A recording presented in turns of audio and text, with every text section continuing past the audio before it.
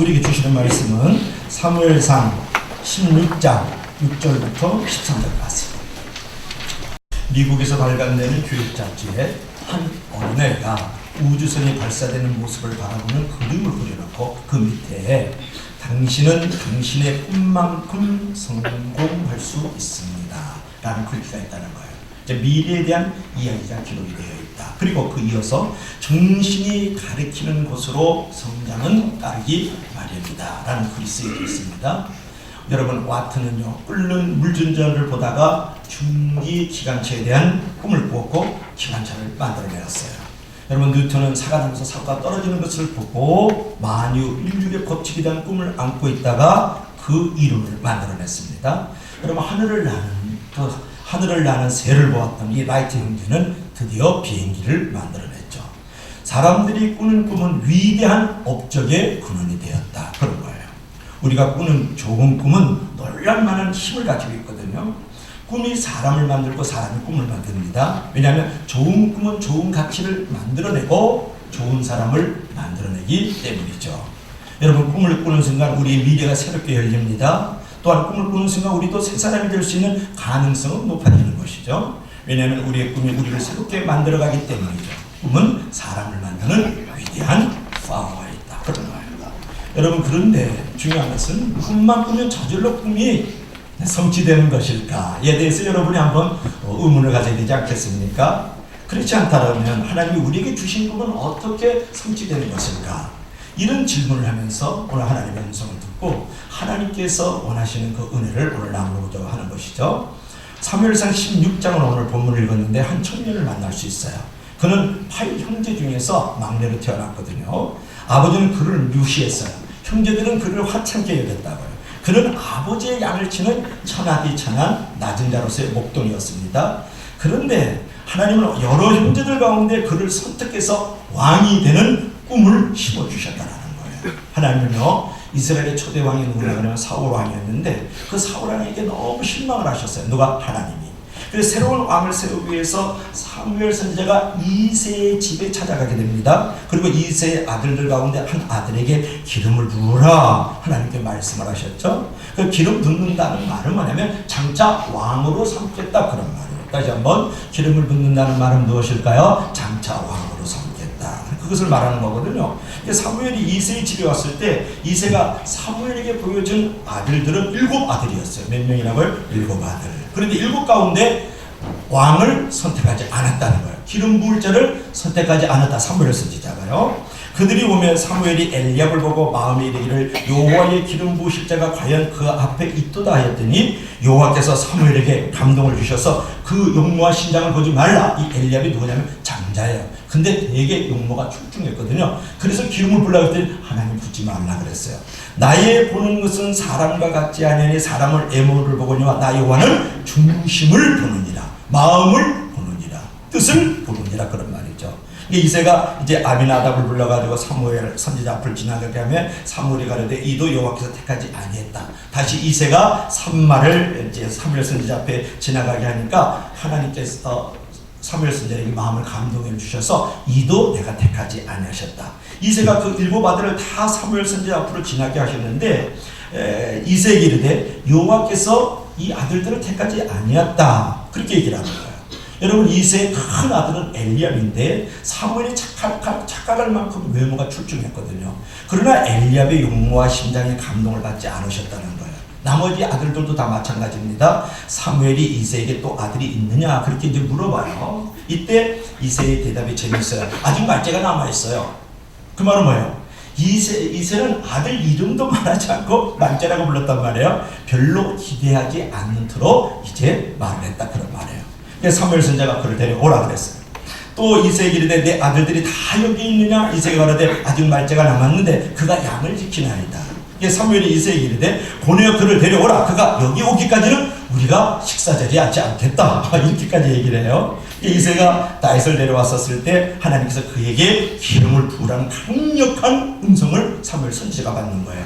이에 그를 데려오며 그의 빛이 붉고 눈이 빼어나고 얼굴이 아름답더라. 요즘으로 말하면 좀 아이돌 같고 얼짱 같은 사람이 다윗이었어요.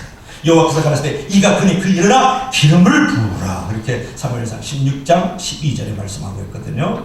자, 다윗이 그의 형제들보다 외모가 특출하지는 않았지만 그에게는 형제들과는 다른 어떤 것이 있었는데 그것은 바로 그의 중심이었다라는 거예요.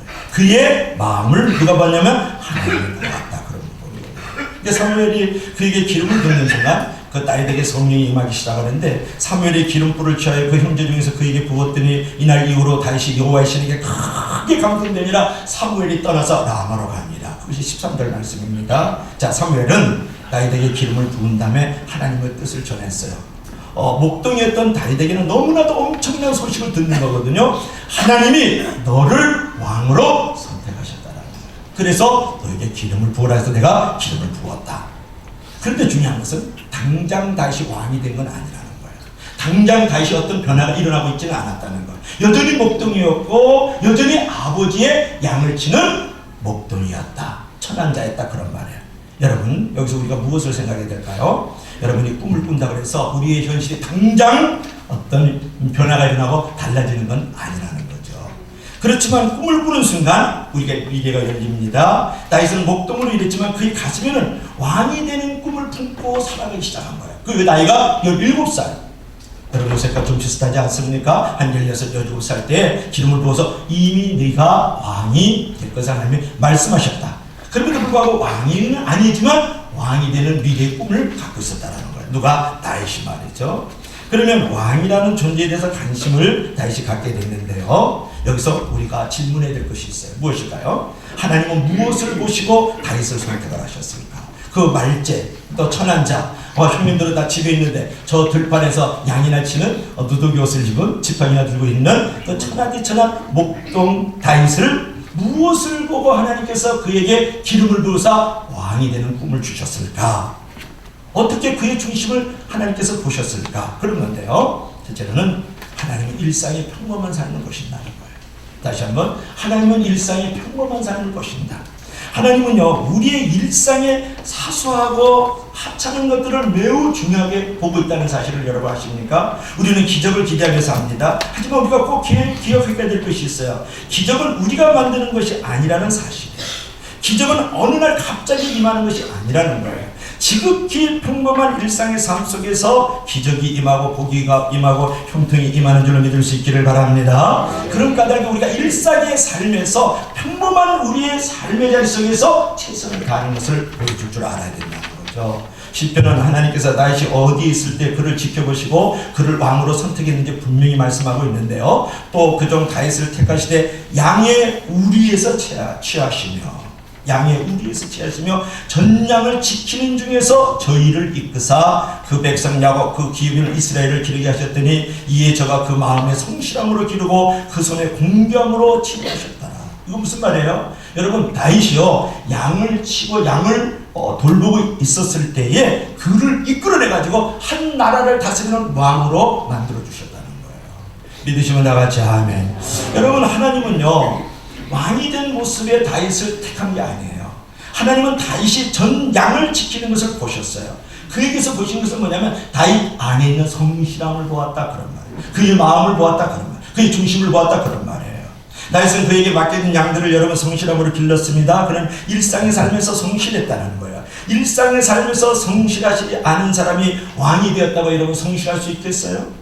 그렇지 않지 않습니까? 양의 우리에서 양떼들을 지키고 있는 다윗을 택해서 이스라엘의 지도자로 왕으로 만들어 보시는 거거든요. 그 평범한 일상의 삶 속에서 정직과 성실을 행했던 다윗을 들어서 한 나라의 왕으로 만드시는 하나님을 찬양하길 주의 원하들이 축원합니다.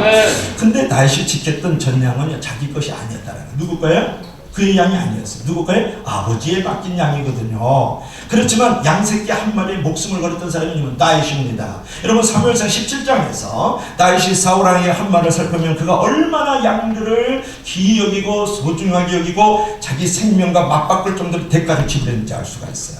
다윗이 사울에게 고하되 주의 종이 아비 양을 지킬 때 사자나 곰이 와서 양떼에서 새끼를 움키면 내가 따라가서 그것을 치고 그 입에서 새끼를 건져내야 한나이다. 그것이 일어나 나를 해하고자 하면 내가 그 수염을 잡고 그것을 쳐 죽였나이다.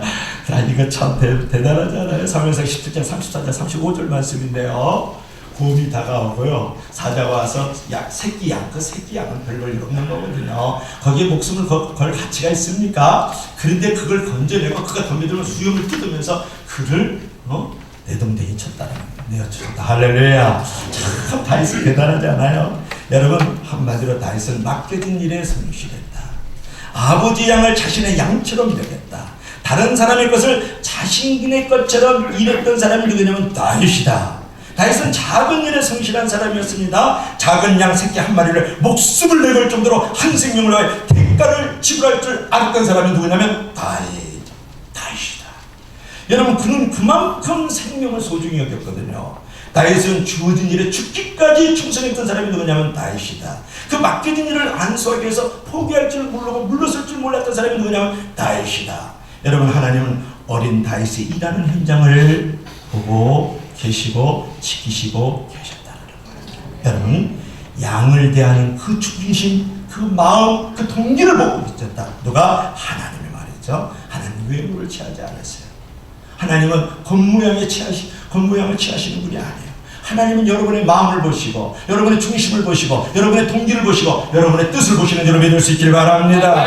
여러분, 그리고 그를 선택하사 그에게 이스라엘을 다스릴 수 있는 왕이 되는 꿈을 거기서 주시는 거거든요. 여러분, 하나님 앞에서 중심으로 내가 성실과 정직함으로 생명을 걸고 내게 맡겨진 그 평범한 일상의 삶 속에서 그 자리를 지켜나갈 때 하나님은 그걸 보시고 당신에게 크고 위대한 꿈을 허락하여 주시는 줄을 믿을 수 있기를 바랍니다.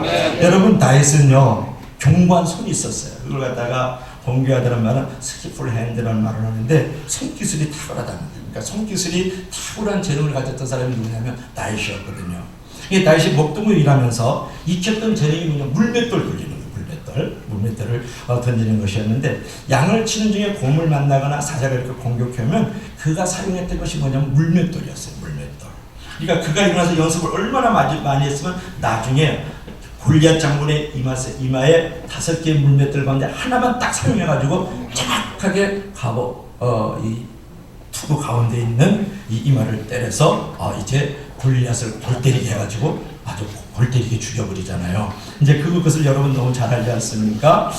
그가 얼마나 연습을 많이 했으면 그 투구의 조그만 틈새 사이로 물맷돌을 던 그를 이제 죽일 정도로 탁월하고 전문적인 그런 자리에 있었을까, 그런 거죠. 여러분, 하나님은 우리의 재능을 낭비하지 않는다는 거예요.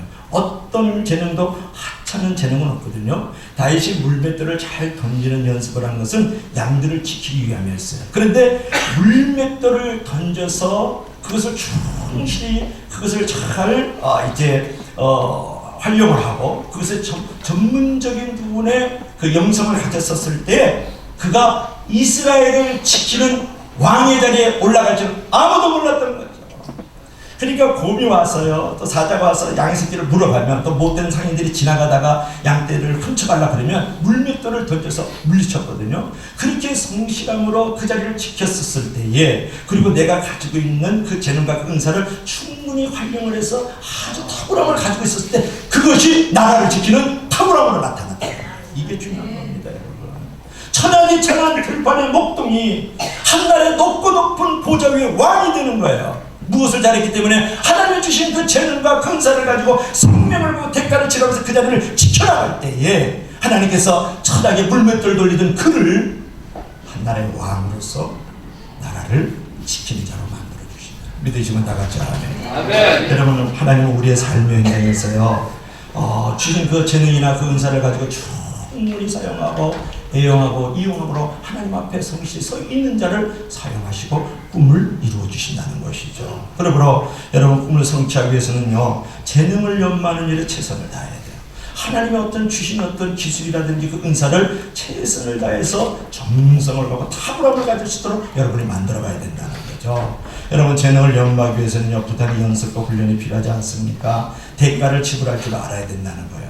또 집중할 줄 알아야 된다는 거예요. 재능을 연마하기 위해서 중요하지 않은 것은 내려놓을 줄 알아야 된다는 거예요. 내가 어떤 지키는 일, 내게 맡겨진 일을 감당하기 위해서 하나님께 성실함으로 나아가기 위해서는 내게 중요하지 않은 것은 버릴 줄 알아야 돼. 버릴 줄 아는 사람이 취하는 자가 되는 것이에요. 할렐루야.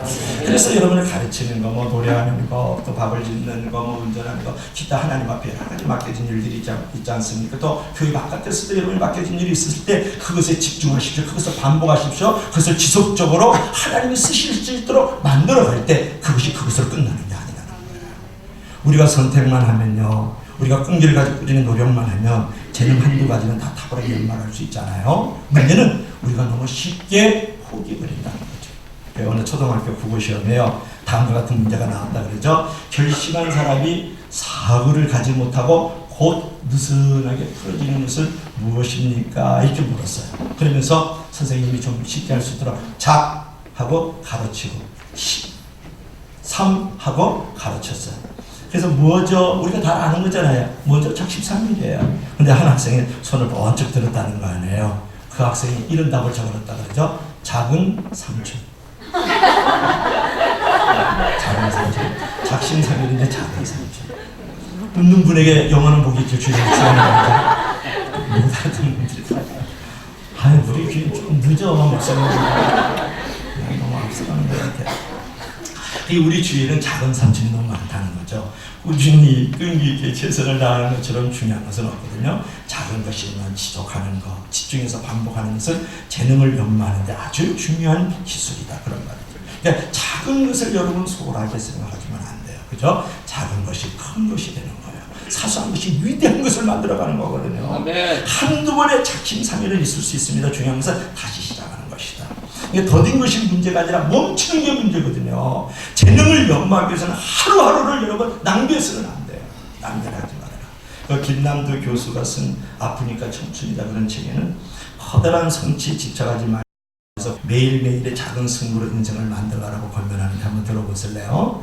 인생의 성공이란 커다란 한 번의 성취가 아니라 매일매일 작은 승부로 직족하는 것이다. 그러므로 획기적인 승부처 전환점만을 기다리면서 하루하루를 낭비해서는 안 된다. 무능한 사람일수록 이것만 되면, 이때만 오면 이런 가정을 자주 한다. 가정하지 말고 실행하라. 하루하루씩 조금씩 남는 삶의 빈틈에서 꽃을 피워라. 그 시간의 빈틈을 어떻게 쓰느냐에 따라 인생은 조금씩 달라진다. 시간은 영혼을 만드는 유일한 재료이다. 아멘. 같이 아멘 하세요. 아멘. 성경적인 거 아니지만 정말 중요한 거 아닙니까? 여러분 외과에 있으면서도 시골 의사라는 별명으로 더 알려진 자가 박경철 씨라는 의사인데요. 경제평론가예요. 그가 일과가 매우 바빠요. 그는 매일 아침 2시간씩 라디오 방송을 해야 되고 주 1회 TV 프로그램을 진행하는 방송이 되고요. 또 신문과 잡지의 고정 칼럼만 15개. 그게 15개를 쓰는 칼럼 리스트에다가 게다가 전국을 누비면서 해야 하는 강연이 월 평균 30건이 넘는다. 토요일에는 반드시 안동병원에 내려가서 본업인 의사 진료를 한다. 한 사람이 어떻게 이 많은 일을 다 감당할 수 있을까 그런 건데요. 어느 잡지와 인터뷰에서 그는 이렇게 말해요. 2000년 영시를 위해서 전 5가지를 끊었습니다. 첫째 술, 두 번째로 담배, 세 번째로 골프, 그 다음에 유혹, 그 다음에 도박을 끊었습니다. 이 중 군면이 제일 안 되더군요. 그래도 술 안 먹고 골프 안 하고 땀만 안 먹으니까 시간이 많아요. TV는 원래 안 보았고요. 그 시간에 책 보고 글을 쓰고 하는 거죠. 책은 하루에 한두 번 정도 읽어요. 화장실에 갈 때 이동하는 차 안에서 토막 시간마다 책을 계속 펼쳐 있죠. 매년 10월이면 제가 책 한 권을 쓰기로 약속해서 책 한 권씩 내고 있거든요. 때문에 매일 200장 온거지 20장 30장 분량의 글을 써서 저장해 둔답니다. 어떻게 이런 생활을 하다 보면 이런 다역을 할 수 있어요. 제가 가장 싫어하는 말이 시간이 없다라는 말입니다.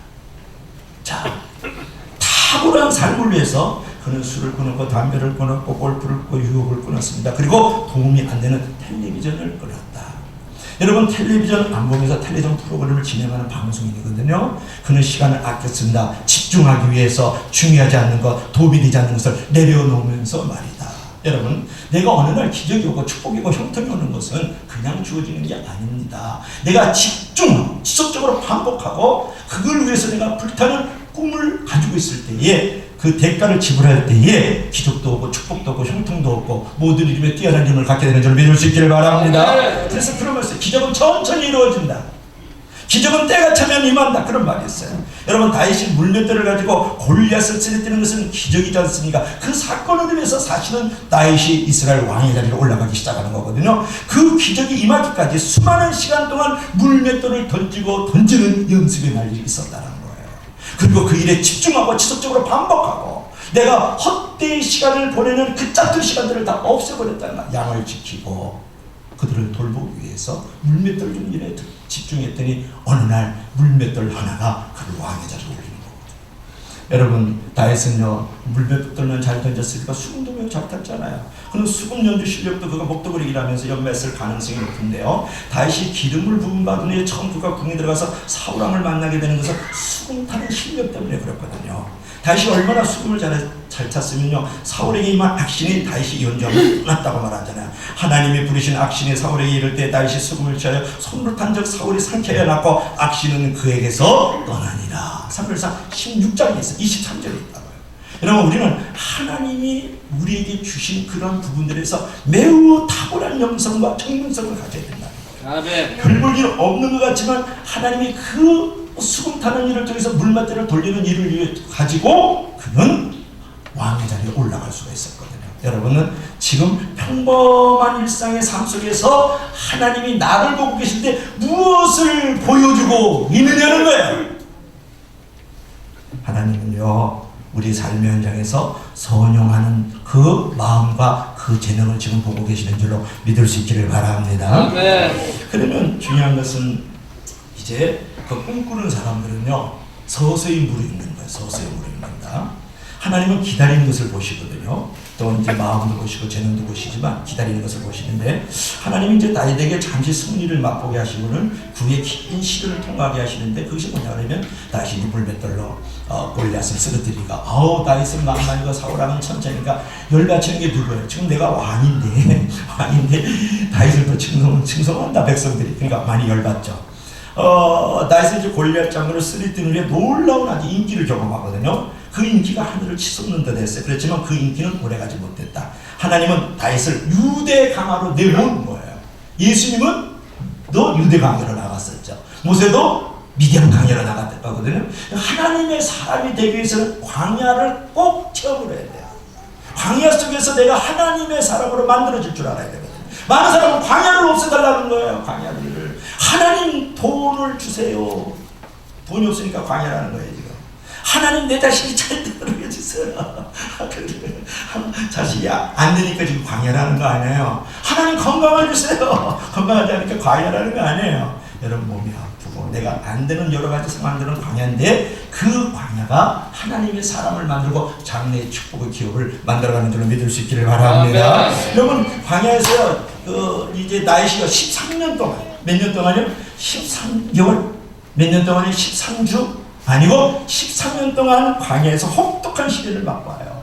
그냥 사울왕에서 창을 던져가지고 두 번이나 죽을 뻔했죠. 자객을 보내죠. 또 자기가 친 군사들을 이끌고 자기 잡아오려고 이에 사울왕이 쫓아다니죠. 이런 과정 속에서 별짓을 다 하면서 막 이렇게 병든 자의 모습으로 미친 척하는 모습으로 그냥 광야에서 이렇게 저렇게 막 살아가는데 13년의 혹독한 광야의 시절을 보낸다. 그런 부분이죠. 여러분 꿈을 꾸는 사람은 결단코 조급하거나 서두르지 않아야 됩니다. 너무 빨리 성공하려고 해서는 안 된다는 거예요. 그래서 성공을 빼앗아가는 두 가지 요소가 있는데 그것은 뭐냐면 조바심과 탐욕이다. 하나님은 유대 광야에서 다윗을 위대한 성물으로 만드는 거거든요. 여러분 13년 동안 혹독한 시련을 겪은 사람이 누군지 아세요? 요셉이 어제 그제 문자가 왔던데 되고 있다고. 여러분 요셉인데 요셉은요 광야는 아니었지만 그는 억울하게요 구덩이에 형제들이 팔아면서 던져지고 은 20개 팔리고 고디발 지면서 중살이 하고요 또 억울한 누명에서 감옥에 갇혀 있었잖아요. 정말 요셉처럼 억울한 사람이 어디 있어요? 그것이 꼬박 13년에 요셉도 16, 17대거든요. 그래서 30살에 군부총리 사실상 왕이에요. 이 누구도 그냥 다윗도 역시 마찬가지예요. 16, 17에 골리앗을 때려 죽였거든요. 그 이후로 13년 만에 30살에 왕이 되는 거거든요. 여러분 어떻습니까? 남아공의 그 넬슨 만델라 전 대통령은 27년 동안 감옥에 있어요. 몇 년이요? 27년 동안. 그는 27년 동안 기다리면서 미래를 준비했던 사람이 누구냐? 넬슨 만델라거든요. 그런 까닭에 감옥에서 풀려나왔을 때 그는 대통령 역할을 할 수 있었다. 지저귀는 새는 노래하는 법을 어둠 속에서 배운다. 그런 말이 있어요. 지저귀는 새는 노래하는 법을 어둠 속에서 배운다. 여러분, 이 어둠은 결코 어둠이 아니라는 거예요. 여러분, 새가요, 용광로에 들어갔다가 나오는 순간에 아주 단단한 새가 되는 것이거든요. 그 불구덩이에 들어갔을 때, 여러분, 도자기가요, 그냥, 이제 진흙으로 빚어놨지만 그것을 갖다가 불구덩이에 들어갔다 나왔을 때 값비싼 도자기가 되는 거거든요. 여러분, 벽돌이요, 그냥 막 푸석푸석해. 근데 불구덩이에 들어갔다 보면 큰 빌딩을 지을 수 있는 값진 존재가 되는 것이고, 마찬가지로 우리의 삶의 자리 속에서 우리의 불구덩이가 있고 우리의 광야가 있어요.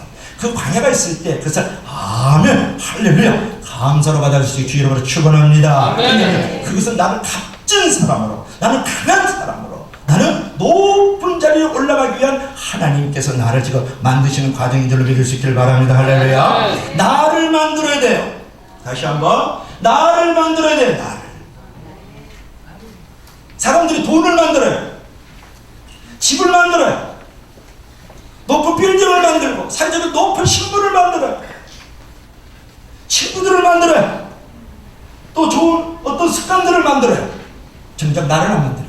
그래서 돈이 있을 때, 높은 자리에 올라갔을 때, 건강할 때, 사회적으로 높은 신분을 가지고 있을 때, 명예로울 때, 나를 안 만들어서 모든 것이 다 무너지는 것이죠. 오늘 정치인들이 그러지 않습니까? 오늘 경제인들이 그러지 않습니까? 오늘 저명한 인사들이 그러지 않습니까? 왜냐? 나를 만들지 않고 바깥을 만들어서 그래요. 내 안을 만들어야 되는데 바깥을 하나님은 원하시는 것은 뭐냐 그러면 나를 만들라는 거야. 나를 만들어라. 너를 만들 수 없니? 무엇으로? 내가 원하는 그런 과정들을 통해서 나와 같이 빚어질 수 없니? 너를 만들지 않으면 나머지 만들었던 모든 것들은 사상무관이야. 모래 위에 쌓는 거야. 여러분, 올해는 무엇을 만들려고 하고 있습니까? 돈을 만들려고 그러고 있지 않아요? 건강을 만들려고 그러고 있지 않아요? 높은 사회적 신분을 만들려고 그러지 않아요? 내 자녀를 어떻게 키워서 어떤 대학에 또 어디 직장을 보내려고 그런 거에 지금 여러분 심취 있지 않아요? 그런 부분이 목적이 아니에요? No. 하나님은 그걸 원치 않으시는 거예요. 여러분이 바깥에 있는 것을 만들지 말고 여러분 안에 있는 것을 만들길 주 이름으로 축원합니다. 그렇지 않으면 다 모든 것이 허사고 다 물거품고 다 무너지는 것이고 그건 값도 없고 강한 것도 아니고 그것은 쉽게 내어줄 수밖에 없는 존재가 됩니다. 그래서 그 유명한 저명 인사들이 그렇게 돈이 많은 사람들이 뉴스에 나와 물어보세요. 너를 안 만들어서 그런 걸 조그만 여자, 조그만 물질에 그냥 넘어가 버리고 말이죠. 자기 자신을 팔고 양심을 팔고 믿음을 팔고 그리고 거짓으로 그것을 취했기 때문에 내 영혼에 상처를 내버리고 말잖아요. 그건 성공이 아니죠. 사람은요 시련을 통해서 성숙하게 되는 줄을 믿을 수 있기를 바랍니다. 꿈꾸는 사람은 반드시 광야에 이 시련의 대가를 지불해야 되는 줄을 믿을 수 있기를 바랍니다. 큰 꿈을 성취하는 사람들은 큰 시련을 거친 사람들입니다. 꿈을 성취하기 원하면서 시련을 거절한다 그러면 그 사람은 몽상과 일장춘몽에 불과해서 꿈을 꾸는 것은 무료이지만 꿈을 성취하기 위해서는 많은 값을 치러야 되는 줄로 믿을 수 있기를 바랍니다. 다윗이요 유대강에서 무엇을 배웠을까요? 그 시련 중에도 그가 결코 포기하지 않던 것은 무엇일까요? 기다리는 법을 배웠다는 거예요. 광야에서 13년 동안 사무엘 선지자가 와가지고 기름을 내가 16살, 17살 때 기름 부었는데 아직도 22살인데 광야에서 내가 시련 내가 아직도 25살인데 내가 광야에서 이렇게 혹독한 이제 고난 중에 있구나. 내가 29살인데 아직도 나는 이렇게 고난의 시련의 역경 가운데 있구나. 여러분 무엇을 배웠어요? 광야에서 자기 꿈이 익어가면서 기다려지는 것을 배운 줄로 믿을 수 있기를 바랍니다. 여러분 가장 어렵고 힘든 것은 무엇입니까? 기다리는 것이죠.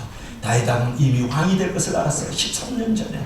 더 정확히 30살에 다윗은 왕이 되거든요.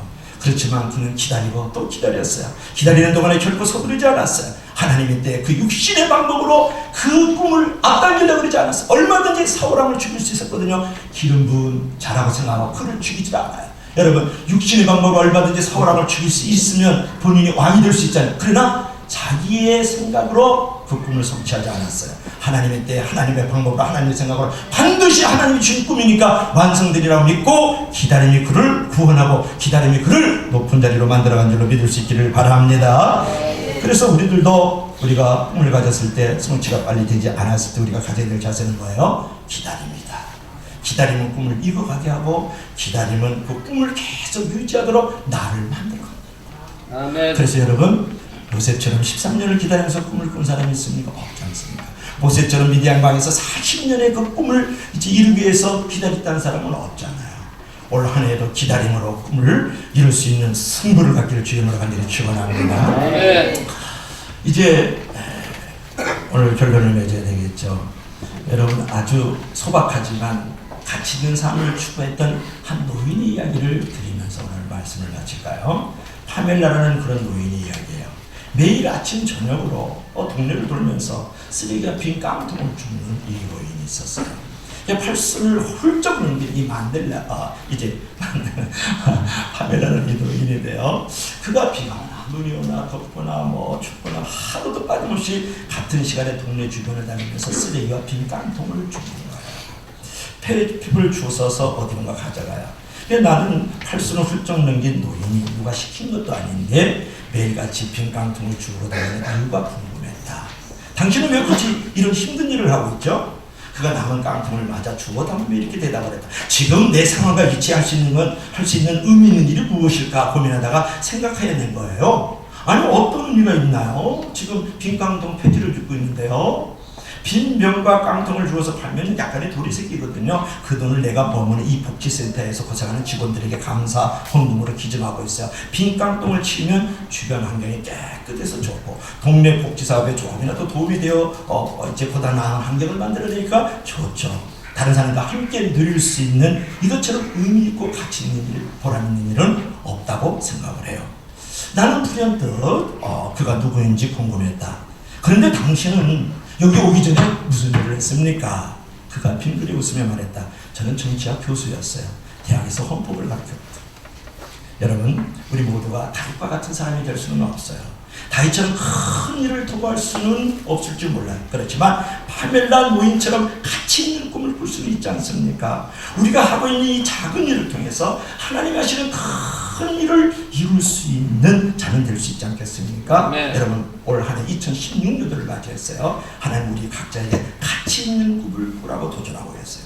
의미 있는 꿈을 꾸라고 도전하고 있어요. 보람 있는 꿈을 꾸라고 도전하고 있어요. 아멘. 하나님의 이름을, 하나님의 뜻을 이루는 가치 있는 꿈, 보람 있는 꿈, 의미 있는 꿈을 누리기 위해서 다윗처럼 성실하고 맡겨놓았던 재능을 충실하게 전문성을 가지고 키워나가고 그리고 기다리면서 하나님 앞에서 있는 올 한 해 꿈의 용사들이 되기를 주님으로 간절히 축원합니다. 아멘. 축원합니다. 아멘. 축원합니다. 아멘.